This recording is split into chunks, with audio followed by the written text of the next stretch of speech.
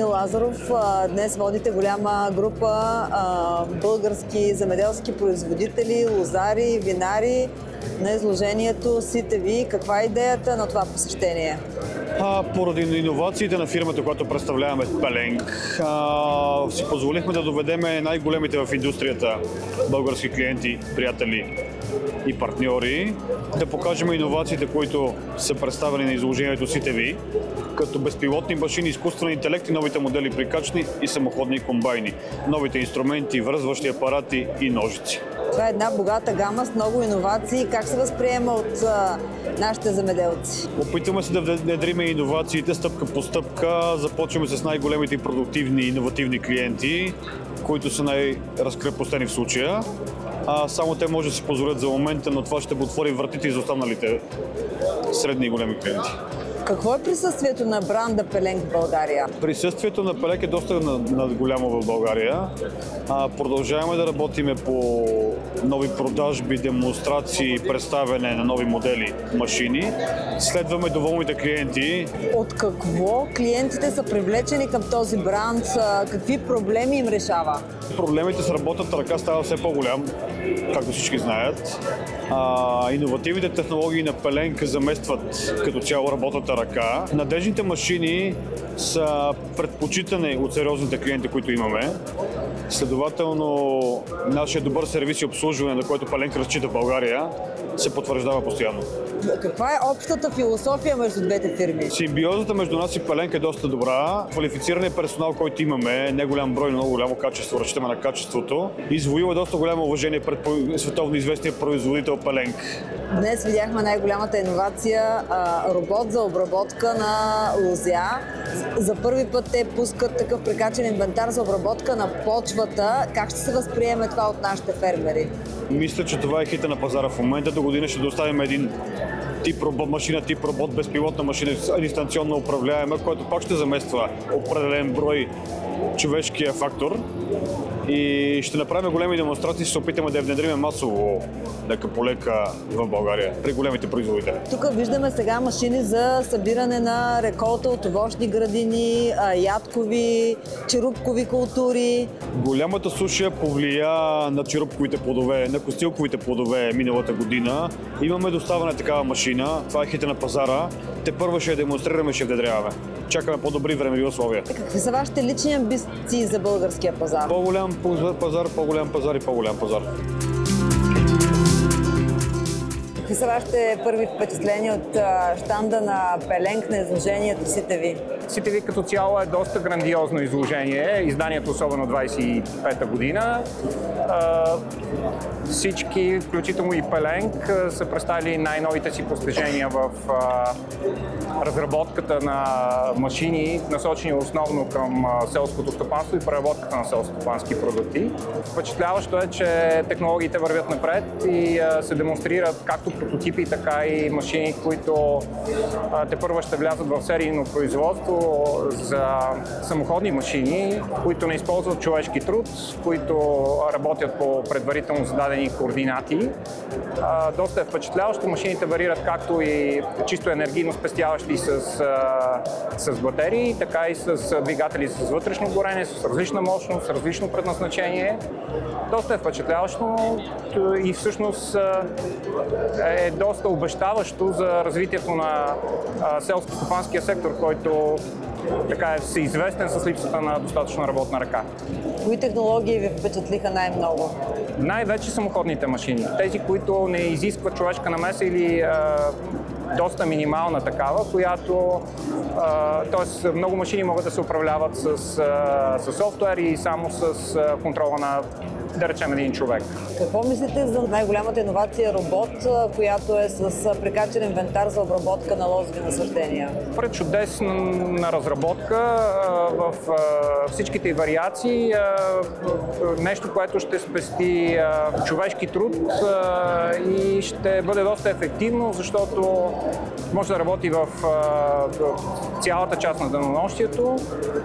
Сега има все още за разработка доста инвентар, понеже е само с няколко агрегата. към момента работи с агрегати, които са разработени специално за тази машина, т.е. има още какво да се работи, но това е бъдещето. Добре, вашата фирма какви машини с марка Пеленг има закупени? Ползваме гроздокомбайни на Пеленг, които се представят доста добре. Работим вече няколко години с тях. Всъщност доволни сме от фирмата. Имаме агрегат за груба зимна резидба. Всъщност машините им са добри. С Римекс как работите? Чудесно! С Римекс работим повече от 20 години. Има традиция в отношенията. Вашите впечатления от щанда на Пеленг днес? Моите впечатления от щанда на Пеленг са добри, имат доста интересни машини, както и за лозарството, и за овощарството. От кога работите с Римекс? По спомен от около 20 години, може би. Каква инвестиция предстои с марката Пеленг в стопанството?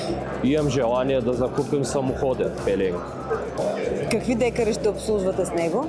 Ние имаме 7500 декара лозя. Какви проблеми ще се решите със самоходния гроздокомбайн? По-бързо прибиране на реколтата.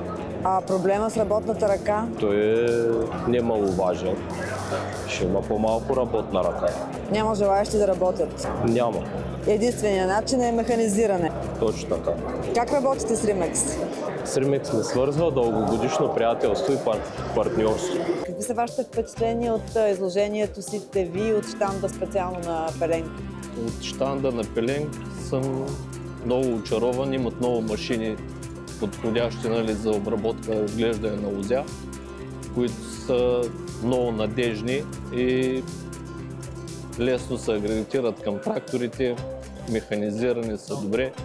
Мисля, че е един от най-добрия щанд на изложението. Вашето стопанство с какви машини на Пеленг разполага? Сега сме в процес да закупуваме от тях машини. Тоест за сега все още няма никакви машини? За сега нямаме и ще взимаме. За напред ще работим с тях.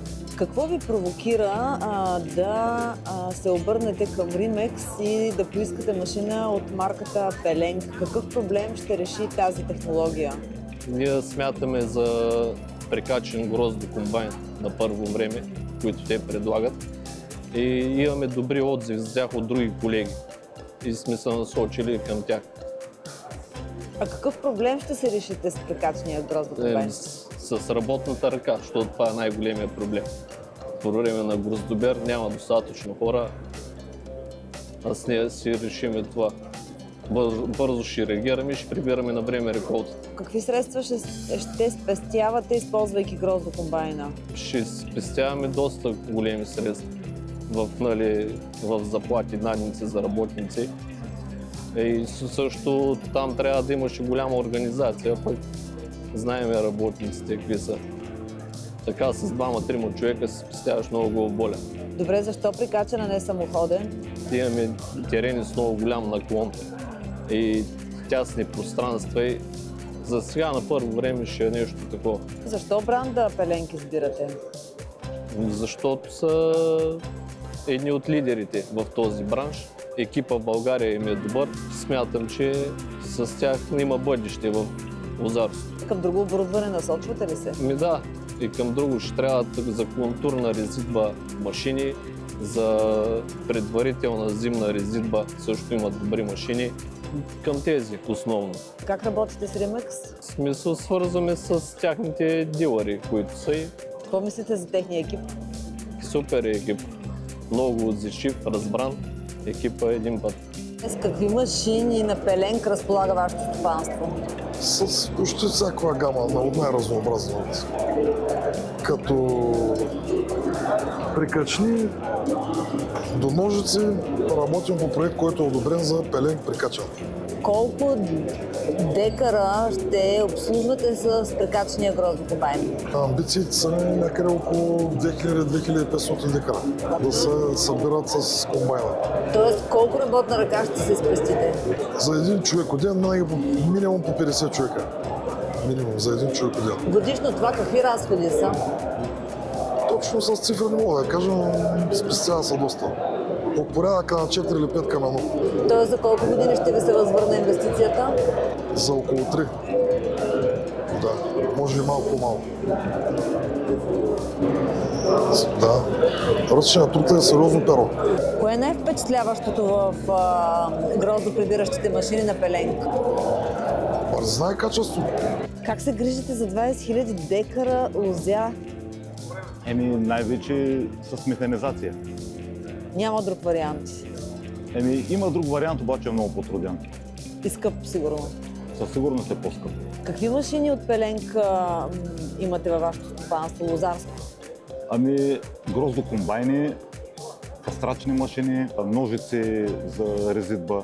Какви резултати отчитате като сравнение с предишни години, когато не сте използвали гроздокомбайни? Много по-голяма производителност, по-бързо и по-качествено прибиране на грозда. Колко средства си пестите годишно, използвайки гроздокомбайни? Не мога да кажа с точни цифри, но със сигурност е доста по-добре икономически, отколкото с ръчен труд. Когато е ръчно прибирането, колко време продължава прибирането? Поне 2 месеца. С колко работници? 200-300 души. Как работите с Ремекс? Работим от дълги години, както в лозарството, в полското производство, също с техническа подкрепа и със сервис. Бъдещето на лозарството е изцяло механизирано, така ли е? Така изглежда. Така трябва да бъде, поради липсата на работна ръка и на все по-скъпия труд. Механизацията се остава най-доброто решение.